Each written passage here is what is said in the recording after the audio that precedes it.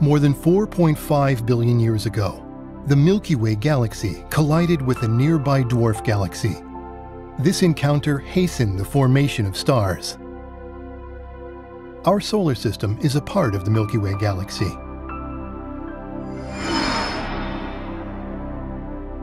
Within the solar system, material circulation had been progressing.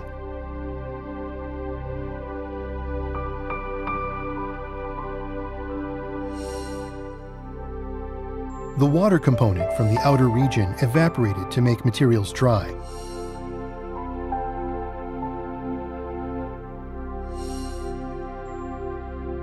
Through this process, particles were zonally distributed, depending on their water content. The bipolar flow stopped, and with it, material circulation. Some regions around the Sun with high particle density appeared. Within these regions, collisions frequently occurred. Small particles gradually grew to become planetesimals.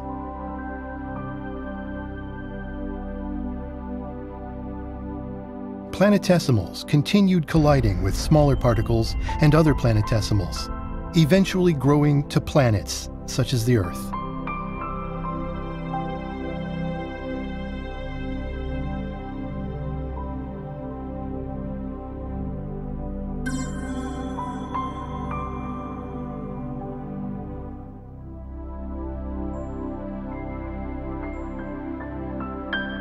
A number of planets were moving in the same orbit. The early Earth collided with a smaller, Mars-sized planet.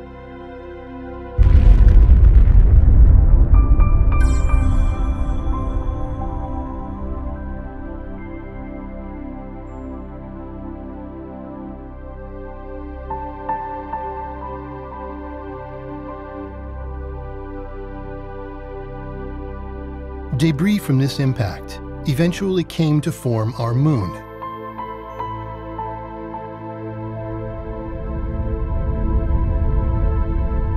The Earth-Moon system, as we know it today, was in place.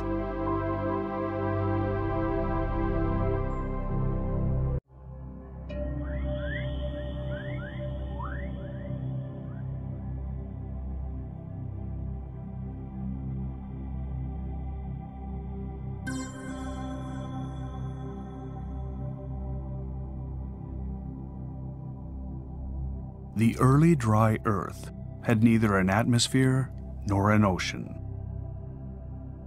Countless planetesimals and icy planets bombarded the Earth. Over a period of 200 million years, an ocean atmosphere system is being formed from carbon, hydrogen, oxygen, and nitrogen contained in planetesimals. At that time, the ocean was still toxic, with high salinity and an overabundance of heavy metals. It was too toxic to support life.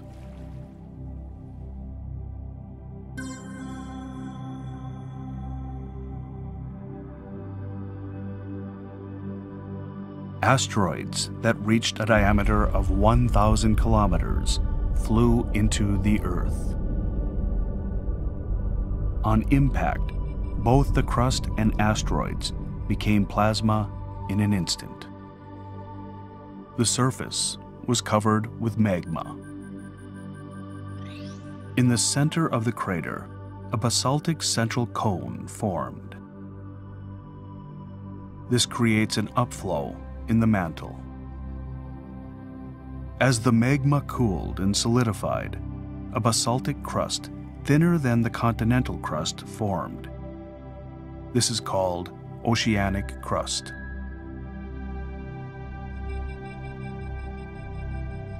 Surface water flowed into the giant crater, forming small puddles that turned into one large ocean.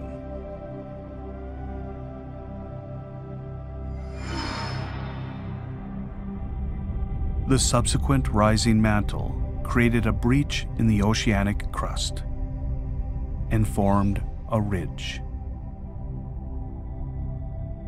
Uplift of the plate by mantle convection caused horizontal slippage due to the weight of the plate. This is plate tectonics in action.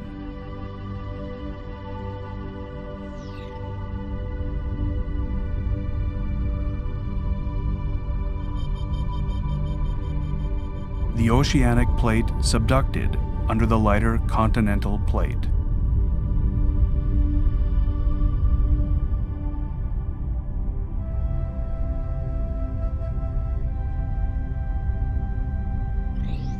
Weathered sediments neutralized the ultra-acidic ocean.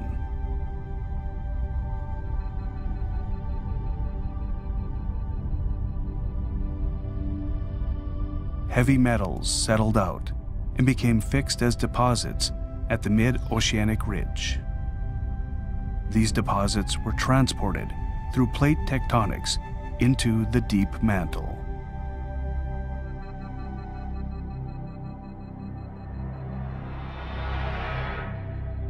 Gradually, the ocean became a habitable environment.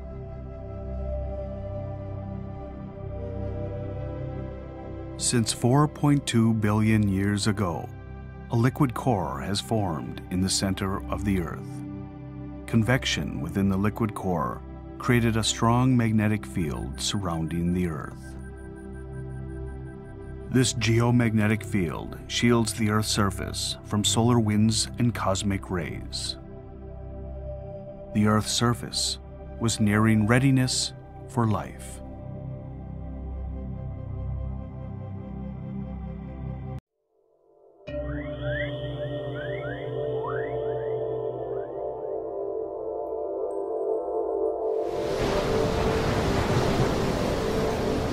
The early Earth, when the atmosphere prevented sunlight from reaching the surface. Primitive life was about to emerge underground, in the cave of a geyser.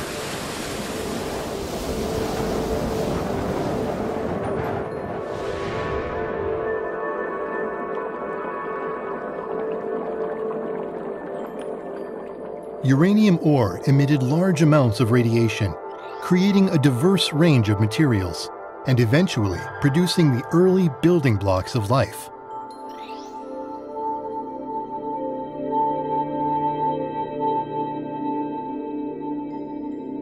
Water boiled and rose up to the surface, and the surface water flowed back down into the natural nuclear reactor. The temperature of the geyser water remained below 100 degrees, protecting the newly formed biomolecules. The underground environment was reductive, while the surface environment oxidizing. These conditions were necessary to synthesize biomolecules. In the Earth's Hadean eon, tidal forces were much more pronounced than they are today. Even lakes had significant ebb and flow of water, creating wet and dry cycles. These wet and dry cycles were one of the most crucial factors in producing the building blocks of life.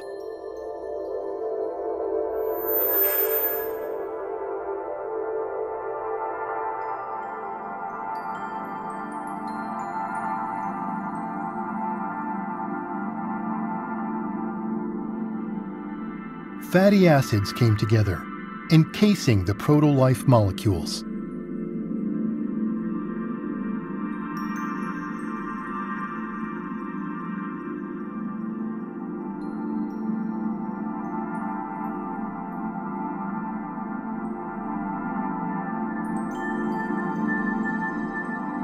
Polymerization progressed under the wet and dry cycles.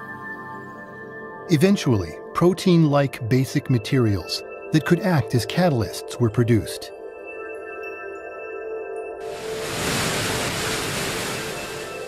These molecules circulated between the geyser cave and the surface environment.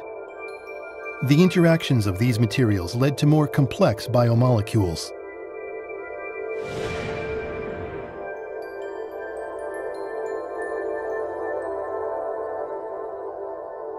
Proto-RNA combined with enzyme-like basic materials and evolved into ribozymes. which had the ability to replicate themselves. This laid the groundwork for life to reproduce.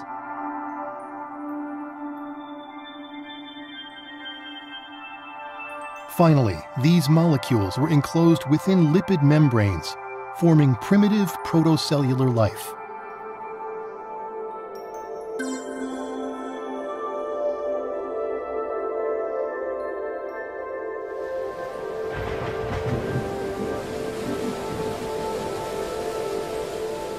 This was the beginning of life.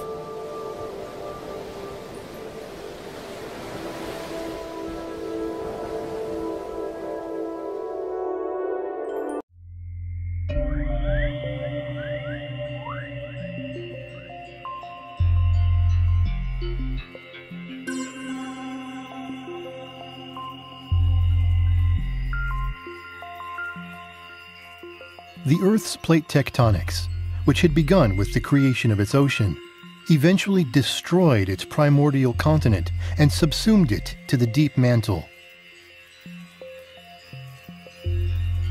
By 4 billion years ago, the mother continent had disappeared, leaving life on the margins of a fragmented landmass.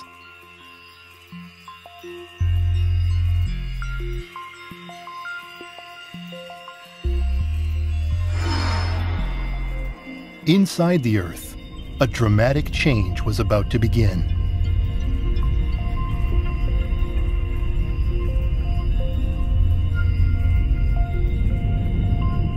The subducted primordial continent descended toward the core mantle boundary.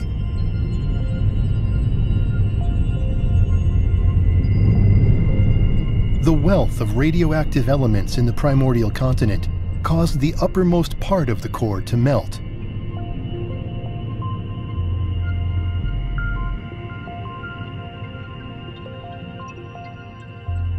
By 4.2 billion years ago, the newly created liquid outer core was strengthening the Earth's magnetic field, protecting the surface environment against solar winds and cosmic rays.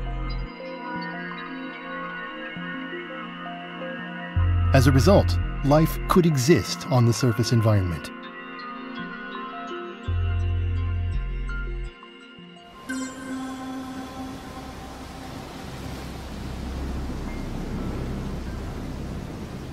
The supply of energy and nutrients through material circulation is necessary for life.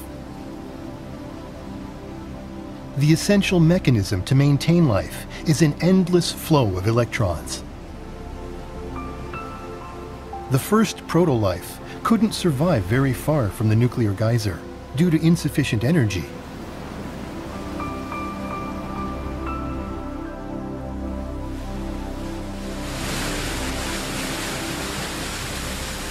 Mutations, however, allowed life to evolve. The more resilient life forms were able to adapt and survive in harsh environments.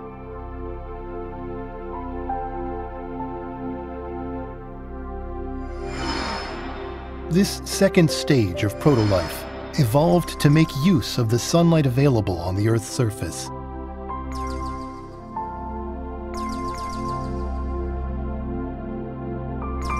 They developed a metabolism that converted light energy into electrochemical energy.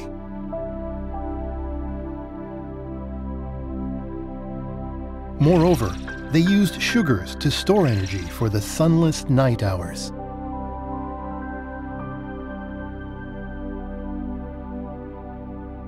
The source of energy for life on Earth shifted from nuclear geysers to the sun.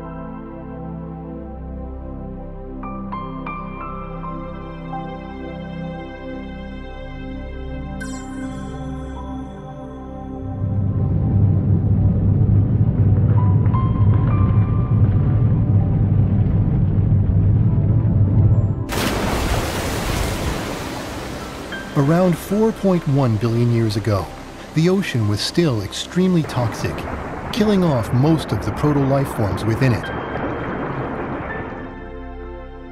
Nevertheless, some proto-life forms survived the extreme environment.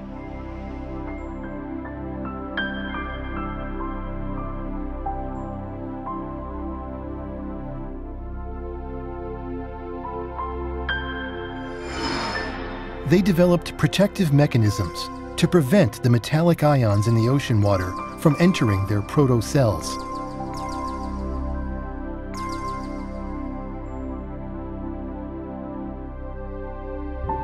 This proto-life began coalescing into larger and more complex forms.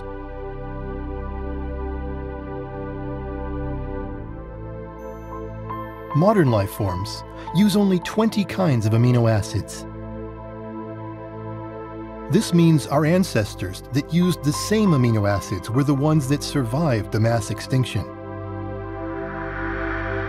Evolution walks a perilous tightrope between continuing and ending.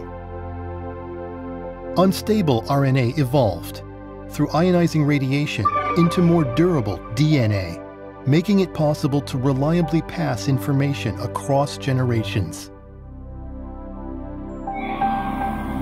And the third stage of proto-life was born.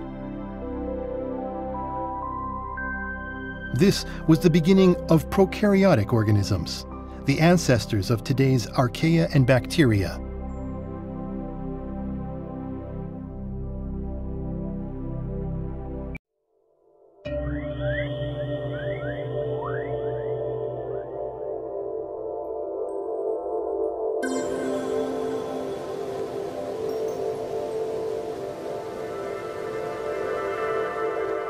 Oxygen, when unbound to any other material, can be toxic to life because oxygen destroys the reductive life body.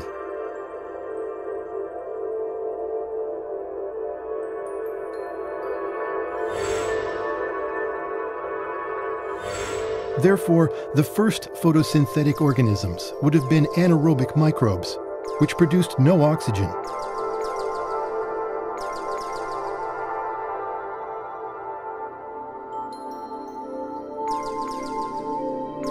Life, however, adapted, taking advantage of oxygen. As a valuable source of additional energy.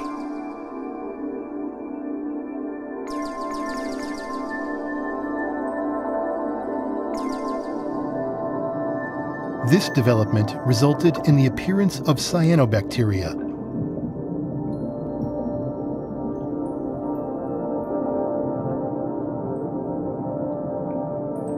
Cyanobacteria produced oxygen, which crystallized into felsic iron-bearing oxide, reducing the iron content of the ocean. Still, the ocean was 5 times as saline as it is today.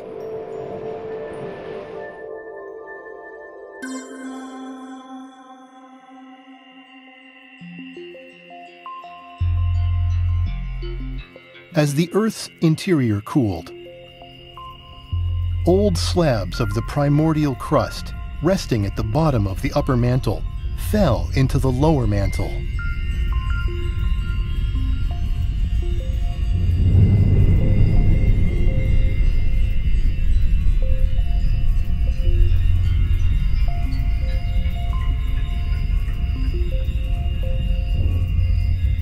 Meanwhile, numerous mantle plumes ascended from the lower mantle into the upper mantle.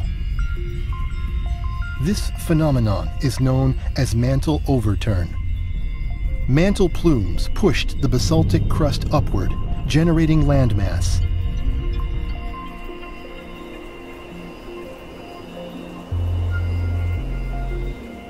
This created shallow marine environments penetrated by sunlight, which allowed the cyanobacteria to flourish.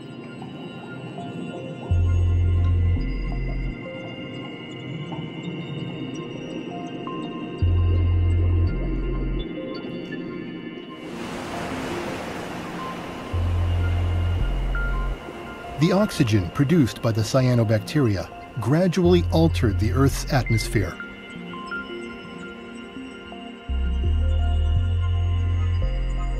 On the ocean floor, ferric and ferrous iron were accumulating in the form of hematite and magnetite, creating a massive banded iron formation. By 2.5 billion years ago, the remaining banded iron formation was a few kilometers thick. This rapid decrease in iron content changed the color of the ocean to a familiar blue. life began to change the surface environment. Such is the coevolution of the Earth and its inhabitants. This was an important step in life on Earth's long journey toward civilization.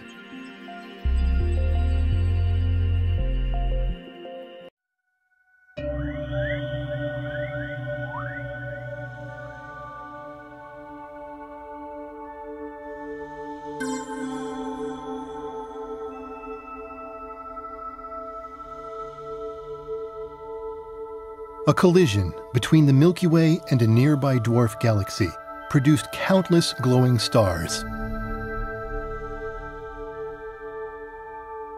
Within a few thousand years, some of these stars ended in supernova explosions.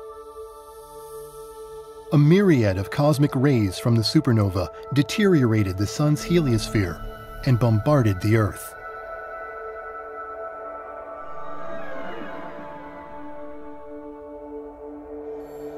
These cosmic rays helped generate cloud condensation nuclei, which produced more and more clouds until the Earth was completely blanketed with them. The thick cloud cover prevented sunlight from reaching the surface of the Earth.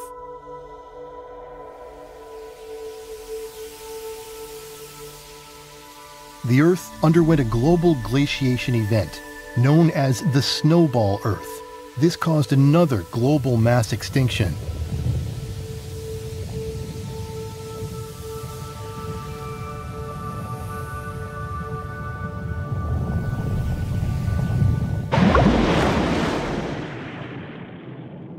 But once again, some life survived yet another difficult period beneath the ice sheet.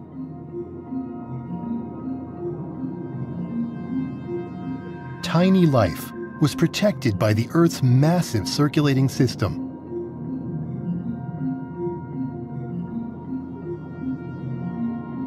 And the Earth is similarly held in place by the solar system and the expansive universe.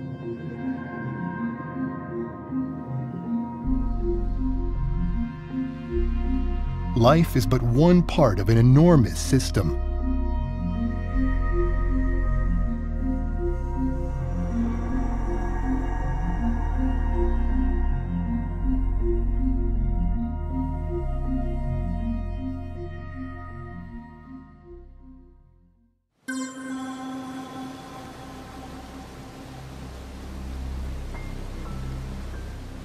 The prokaryotes survived the Snowball Earth, evolving into more complex life, such as endosymbiotic systems living together inside cells.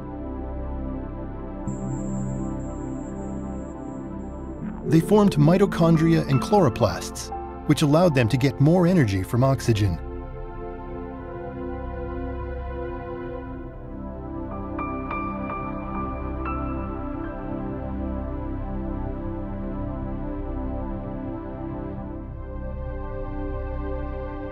A single prokaryote body could contain thousands of mitochondria.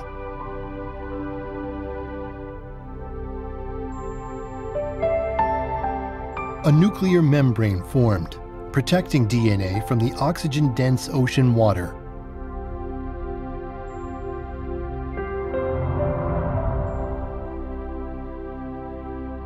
DNA strands grew longer, retaining ever more genetic information. Life evolved into more diverse and complex organisms.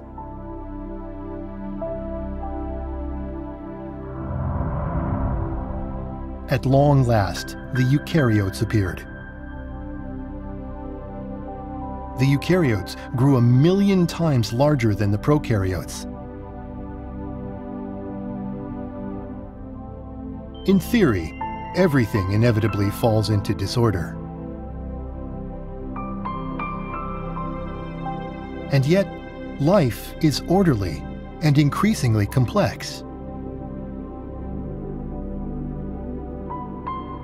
Life seems to continue evolving, undeterred by universal entropy.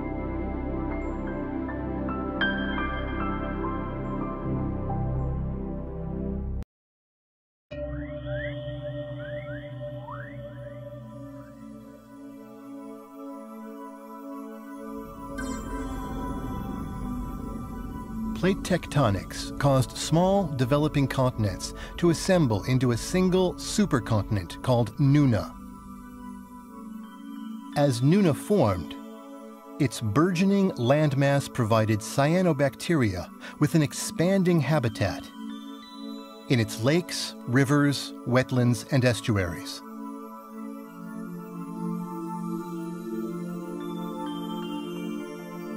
Cyanobacteria produces free oxygen through photosynthesis.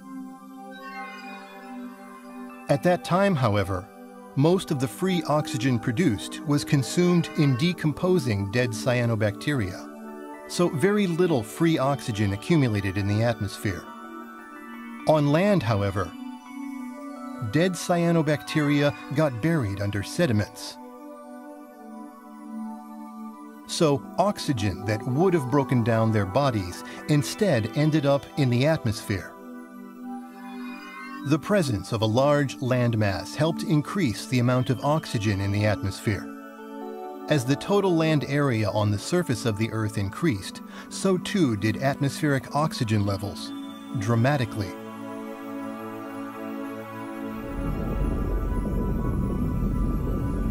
Over time, the Nuna supercontinent broke up into smaller continents. But once again, plate tectonics reassembled a supercontinent, this one called Rodinia in Equator region. Slabs of oceanic plates subducted under continental plates gradually accumulated in the mantle transition zone. Eventually, these slabs fell down into the core. The slabs cooled the outer core, changing the flow of electricity within. As a result, the core's dipole magnetic field transformed into a weaker quadrupole magnetic field.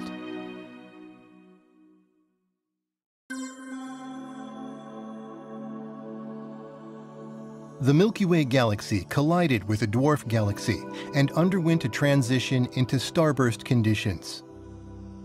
Over time, these newly produced stars ended in supernova explosions, bombarding the Earth with cosmic rays. The Earth, with its weak quadrupole magnetic field, was heavily affected. Clouds covered the entire Earth, and ice covered its surface. A series of supernova explosions occurred. Long periods of extreme heat were punctuated by shorter periods of extreme cold. In the extremely cold periods, oxygen in the atmosphere fell to Archean eon levels, causing mass extinctions. These mass extinctions, however, created great opportunities for life to evolve into something completely new. Repeated influxes of cosmic rays and drastic fluctuations in oxygen levels. These environmental changes caused genetic mutations that accelerated the appearance of new species.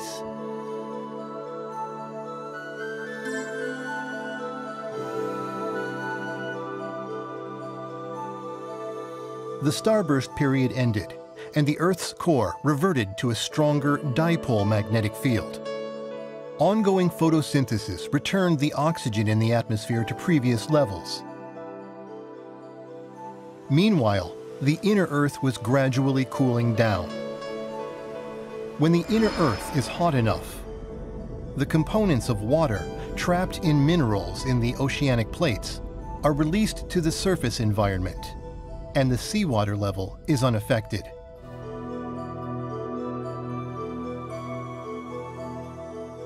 However, once the mantle temperature drops below 650 degrees Celsius, minerals carry these water components down into the upper mantle.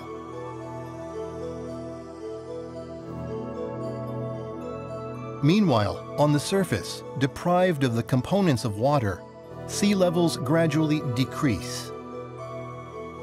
This is known as the leaking Earth phenomenon, which is inevitable on a cooling planet.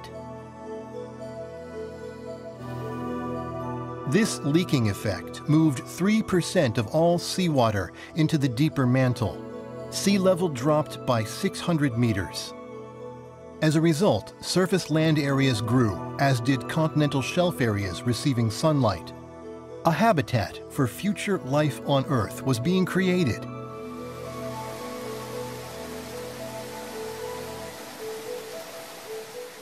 Rivers carried nutrients from the inlands down to the continental shelves. And the additional landmass significantly accelerated the buildup of oxygen in the atmosphere. These processes set the stage for an explosive evolution of life forms.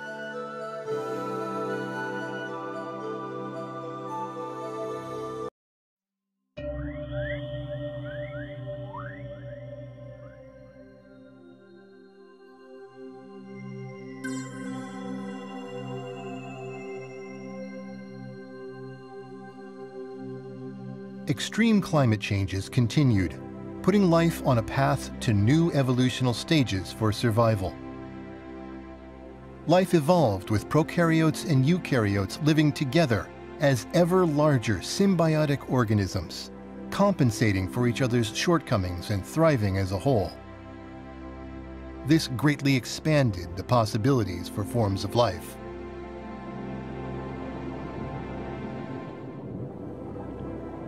Life forms grew to 1 million times the size of eukaryotes and 1 trillion times the size of prokaryotes.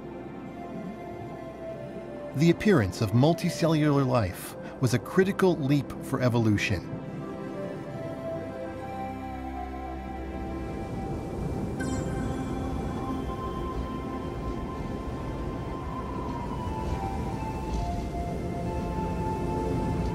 Another glaciation period came, and life suffered a mass extinction. With time, this glaciation also passed, and the global climate gradually warmed. Phosphorus and other materials essential for life circulated through the climate system and accumulated in the oceans. The animals of the Ediacaran period appeared at this time. Dickinsonia are iconic among the Ediacaran fauna. Some grew to over 1 meter in length. They were soft-bodied creatures with no shell or skeleton.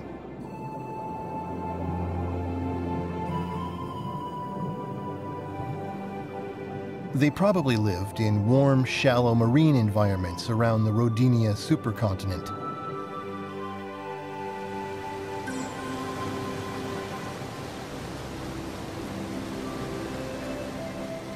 The supply of nutrients from the land was ever increasing, as was atmospheric oxygen. The amount of ferrous iron in the oceans increased. The ferrous iron oxidized, once again creating large bands of iron. Phosphorus and calcium levels in the ocean increased. Life evolved to use these elements, becoming animals with bones and shells. For example, the calcium helped protect Microdictyon from other animals. Their bodies used calcium to form a covering of hard scales.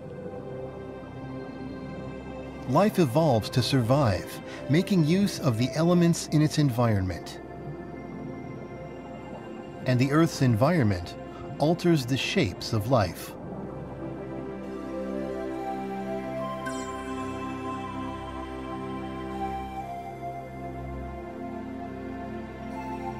The Earth entered another period of climactic instability. The Earth alternated between periods of extreme heat and extreme cold for tens of millions of years.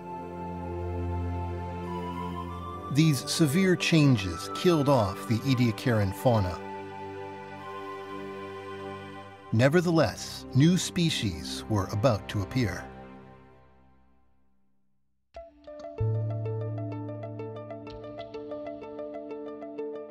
Radiation from inside the Earth plays a significant role in the evolution of life. A continental rift is a place where a continent breaks open to expose erupting magma and radioactive elements. Radiation hastens the creation of new species and new branches in the tree of life.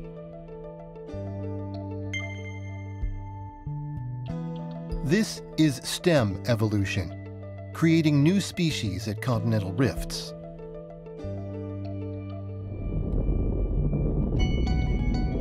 life evolved separately on each small continent.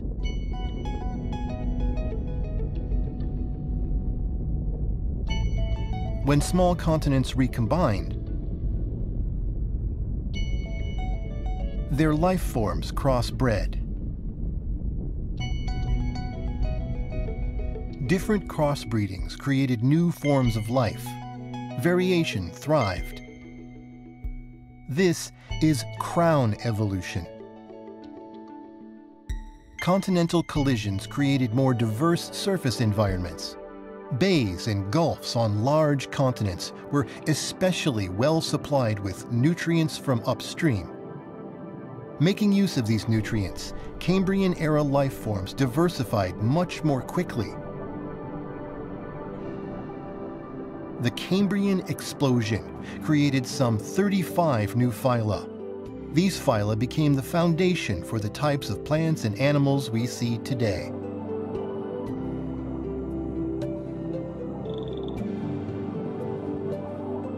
There are three main ways that life evolved.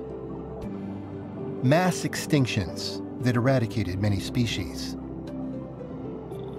Stem evolution that hastened genetic mutations when continents broke apart.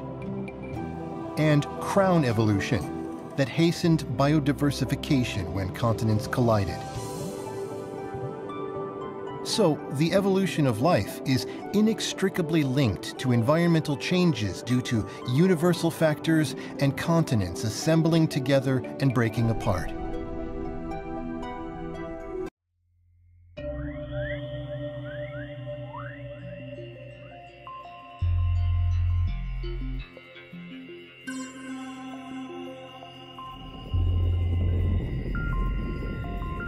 The ocean was more than 5 times as saline as it is today.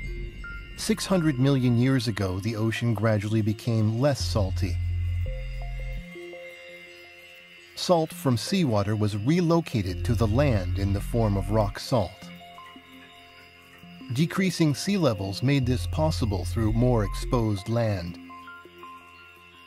Even if seawater rose again high enough to reclaim the rock salt, most of it had become inaccessible, encased in sediments. The decrease in seawater salinity made the ocean more hospitable to diverse life forms. Estuaries and open seas welcomed new life. With increasing atmospheric oxygen levels, an ozone layer formed in the Earth's upper atmosphere. The ozone layer absorbs ultraviolet radiation from the sun. The land was becoming a more habitable environment.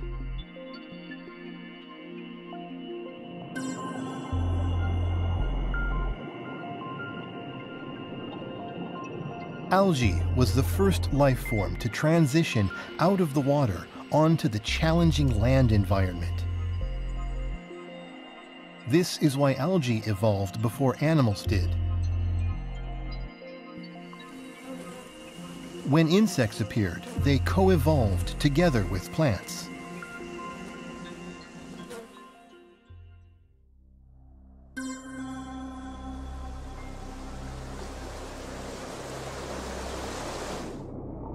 Appearing during the Cambrian Explosion, fish were the first of the vertebrates, animals with backbones.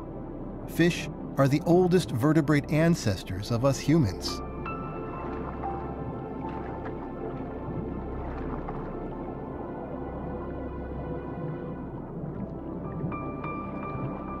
As fish continued to evolve, Ichthyostega appeared, the ancestor of amphibians.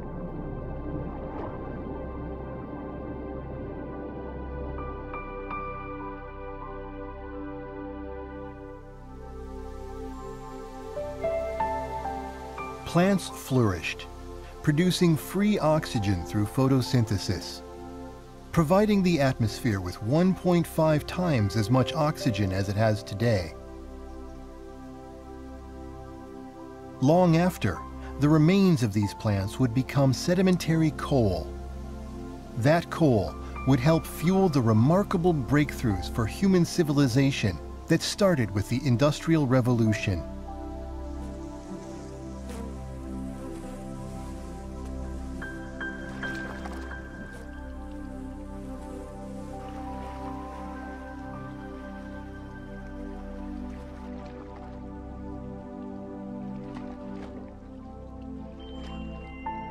Next, vertebrates equipped with lungs appeared and made their way onto land.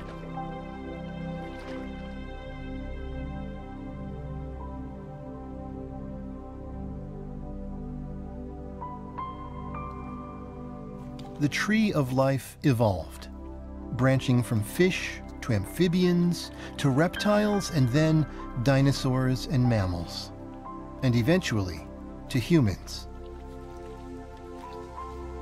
This guy hasn't found out about all that just yet.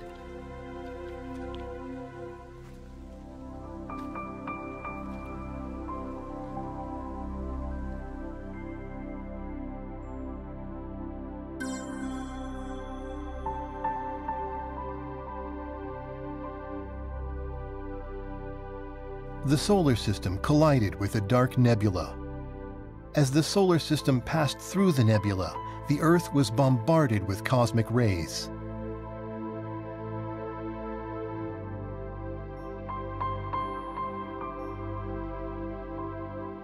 The Earth entered yet another frozen age. Plants were affected first, dramatically reducing the oxygen they supplied to the atmosphere. The surface environment reverted to an anaerobic state, like during the Archean period. The lack of oxygen killed off most species of amphibians, reptiles, and insects. Life managed to continue evolving, but faced another big challenge.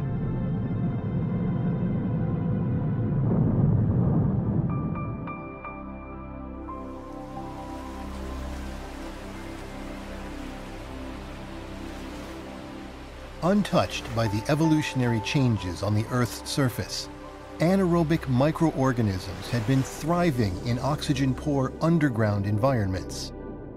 The new oxygen-poor surface environment allowed them to re-emerge on land and in oceans. Their native habitat expanded across the globe. As oxygen levels rose again, these microorganisms evolved to adapt to the new environmental conditions, setting the stage for another phase of evolution. The emergence of new creatures that would evolve into humans was close at hand.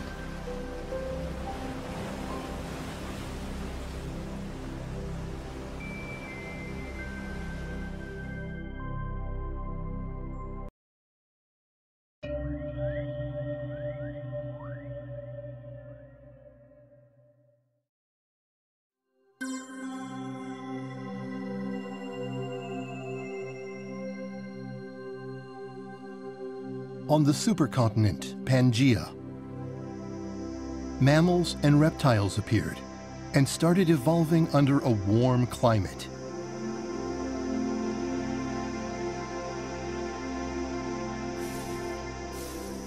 While reptiles diversified into many varieties, mammals remained nocturnal, rat-sized animals. The mammals were in the shadows.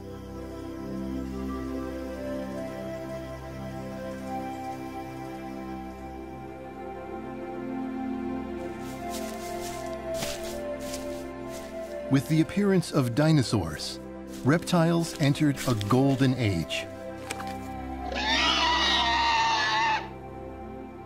Dinosaurs prevailed against many other animal species and won the struggle for survival.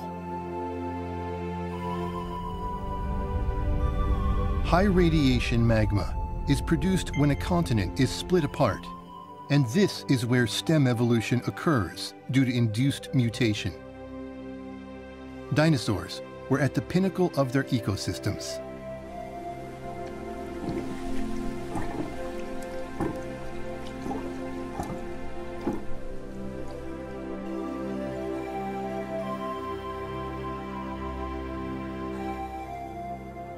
The pieces of northern Pangaea that had split later rejoined.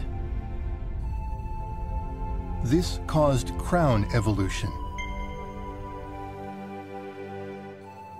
Amalgamation of continents brings the hybridization of life, and new species spread out to other continents.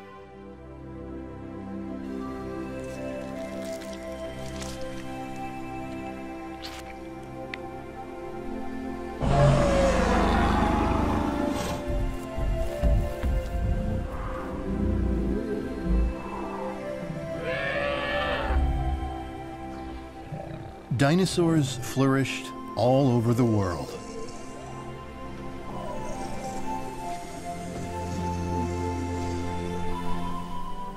In the plant world, angiosperms with advanced reproductive capacities appeared.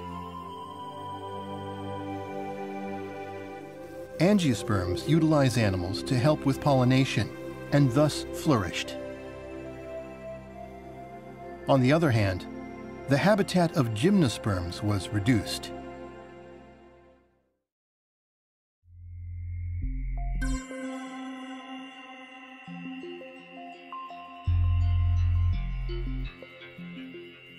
Primates, the ancestors of humans, appeared at the rift of the Gondwana supercontinent. Via stem evolution, new species appeared among the rodents, such as rats.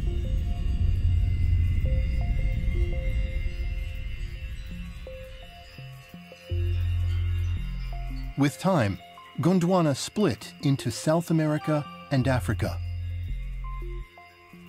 After South America was isolated, the primates there evolved into the New World monkeys. On the African continent, the primates evolved into the Old World monkeys. After the Indian subcontinent split off from Antarctica, primates on this continent evolved into the lorises. Primates evolved independently on each continent. And in this way, many species of primate appeared.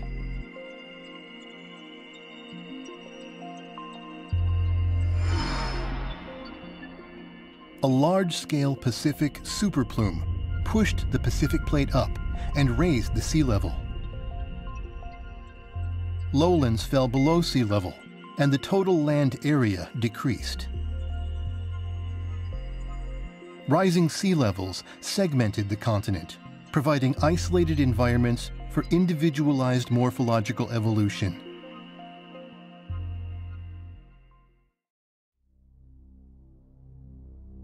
A universe-scale event had changed Earth's surface environment. The solar system collided with a dark nebula. The Earth was entirely covered by clouds. Global cooling progressed, catastrophically damaging ecosystems.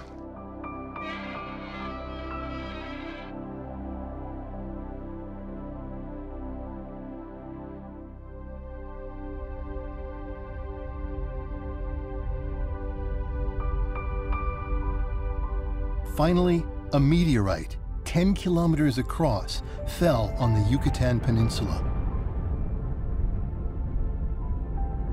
This event was the final trigger to cause the mass extinction of dinosaurs.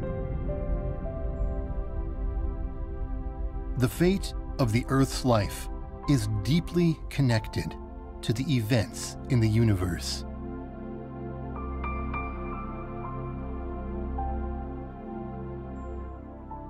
Universe-scale events can cause global cooling and mass extinctions.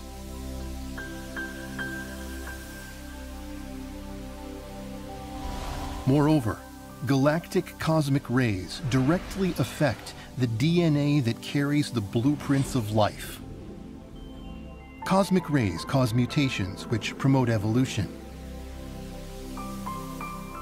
All aspects of life on the Earth are thus influenced by universe-scale events.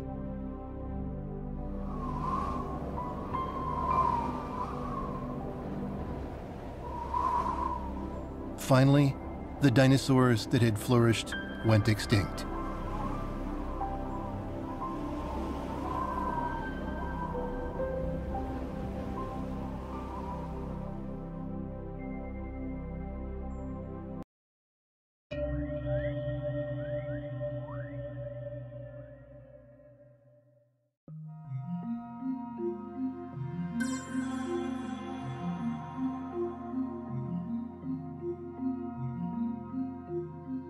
Along the African Rift Valley, explosive volcanic activity continued. and peculiar magma containing abundant radioactive elements erupted. Old world monkeys, a new clade of primates, appeared there. They are thought to be our remote ancestors.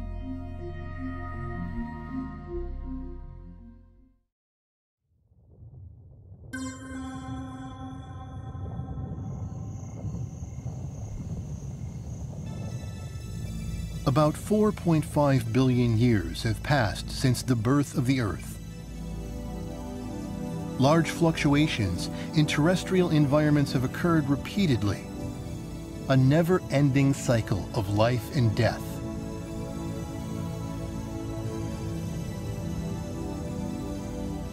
Finally, human beings appeared.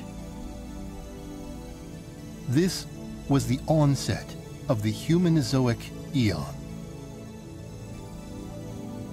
Humans have a unique set of genetic regions called human accelerated regions, or HARs, and these regions differentiate humans from other animals. Humans developed enlarged brains that enabled them to gain language capabilities. They also gained the abilities to think, to be conscious, to remember, and to imagine. The brain volume of human beings has discontinuously increased in 3 stages. The growth of brain volume seems to be synchronized with large-scale volcanic eruptions. This indicates that the increase in brain volume is caused by stem evolution, driven by high R magma.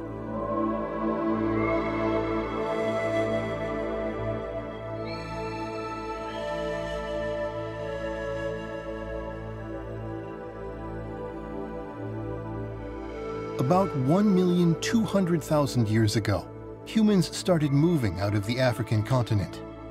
The last common female ancestor who left the African continent 200,000 years ago is called mitochondrial Eve. Descendants of mitochondrial Eve entered North America and Central America 15,000 years ago. 10,000 years ago, further descendants reached the southern tip of South America. They had spread all over the world. Since then, an epochal advance of human civilization has taken place.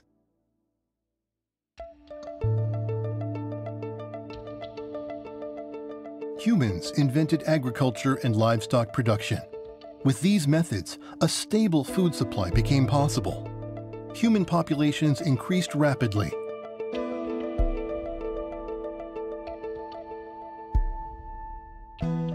Various occupational specializations arose. People began to barter and trade. To enable effective bartering, cities formed.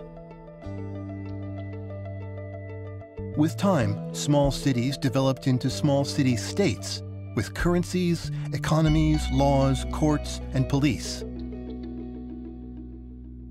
Finally, the 4 great civilizations of the world appeared along large rivers, where food productivity is higher than in other regions.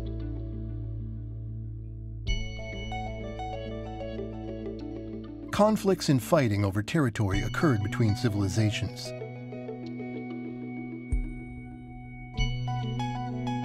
To avoid fighting, religions spread to replace governance by royal families entrenched through inheritance. With time, national leaders came to be elected by voters. Modern democratic nations appeared. Democracy is a social form that grants freedom, equality, and basic human rights. The Industrial Revolution began in Great Britain after the Principia by Isaac Newton was published. New technologies, established or applied based on scientific knowledge, dramatically changed human society. The invention of the steam locomotive enabled transportation of goods by railway. The invention of cars and airplanes enabled us to travel long distances easily.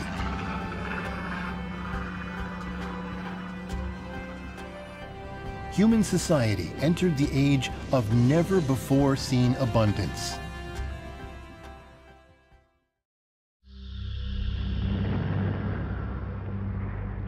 However, war occurred incessantly.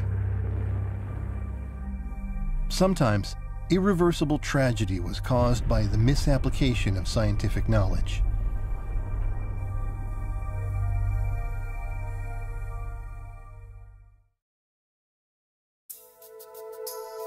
The information revolution arose following the invention of computers. It enabled human beings to explore the universe, as was symbolized by the Apollo program.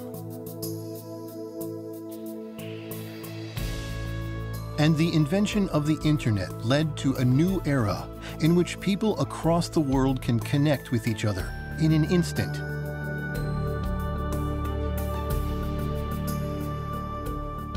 Out of contrition over past wars, the birth of a unified world nation is coming to be realized. In 1993, the EU was formed as a unified state in Europe, where wars had recurred most frequently. In other areas, similar federations have been emerging, bringing us closer to the birth of a unified world nation.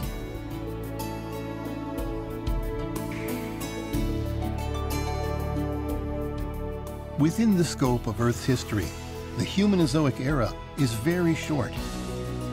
However, it is humans' entire history, unfolding within the context of the Earth's history.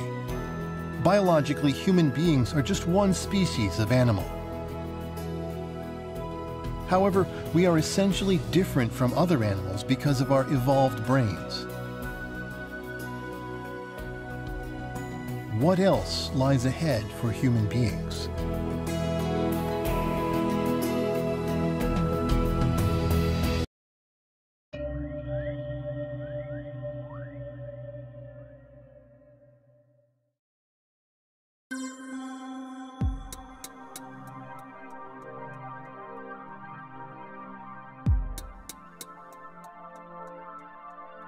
Human activities have been dependent on fossil fuel.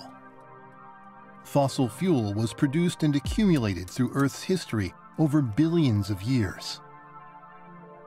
We are now using up these fuels at a furious pace. The amount of fossil fuel remaining is expected to decrease sharply after 2020. It was once assumed that fossil fuel would run out by 2100. However, due to the shale gas revolution, this depletion will be delayed 100 years. Progress in medical technology and the intake of nutritious meals has caused explosive population growth. As a result, serious food shortages will occur around 2020. These will mark the beginning of the era of 3 billion refugees. However, the world's population is expected to decrease to 5 billion by 2100, after peaking at 10 billion in 2050. Until 2050, the increasing population will continue to cause serious environmental contamination. Numerous global challenges will amplify the anxiety within human societies. What does the future of human beings hold?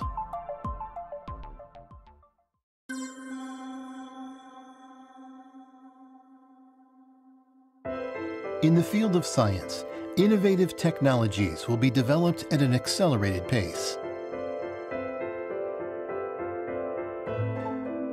Humans will build a space base on the Moon to prepare for exploration of our solar system's planets. Artificially intelligent robots will be involved in space exploration, assisting humans in their tasks. In the near future, self-replicating robots will appear and will evolve beyond humans' limits.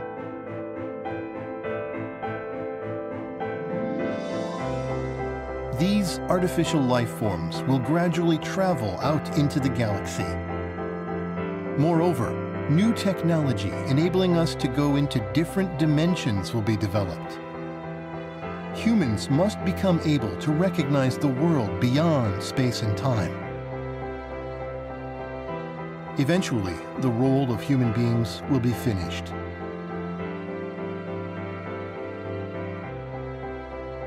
That will be the end of the Humanozoic era.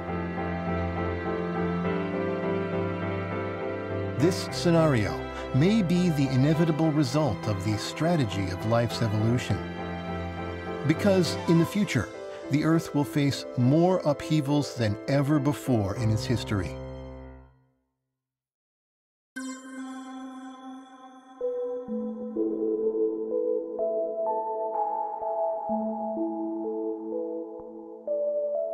Centering on Asia, all continents will gather to form the supercontinent Eurasia.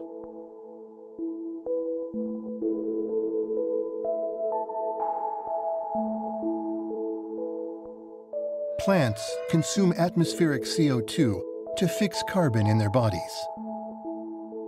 Dead plants made of fixed carbon are covered by sediment. This process plays a role in reducing atmospheric CO2. The appearance of the supercontinent Eurasia will lead to an increase in the land area that can fix carbon. More plants on a larger supercontinent reduce more atmospheric CO2. The amount of CO2 will decrease to 1/10 of the present level. The C4 plants, requiring higher concentrations of CO2, will go extinct. As a result, other animals that rely on the C4 plants for food will be affected. Seawater has been decreasing for the past 600 million years as it has been transported into the mantle in the form of hydrous minerals. Finally, mid-oceanic ridges form summits above the seawater. Water cannot be taken into the crust as a lubricant anymore, and plate tectonics is terminated. This is the fate of a cooling planet.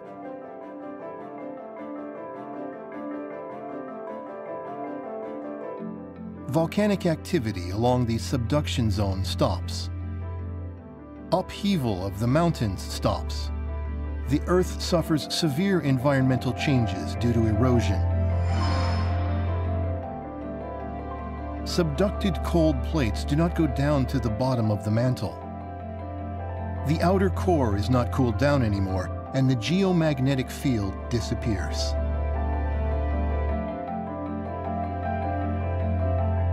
Earth's atmosphere is removed by the solar wind.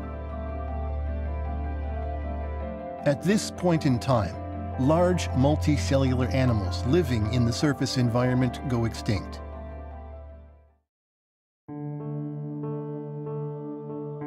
When the ocean disappears, animals that survived in the ocean will also die. Finally, all the Earth's life disappears. The heating up of the solar surface increases the Earth's surface temperature to 500 degrees Celsius. The Earth becomes a Venus-like planet.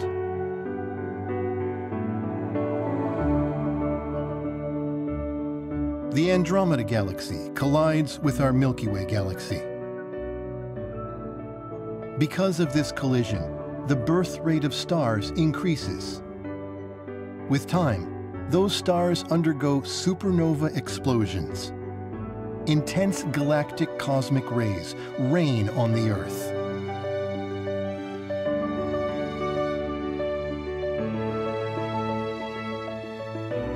The expanding sun will swallow the Earth.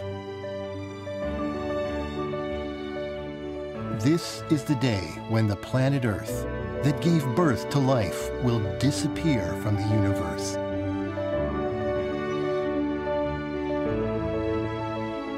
By that time, the Earth's life will have reached other galaxies as self-replicating artificial life in a different form.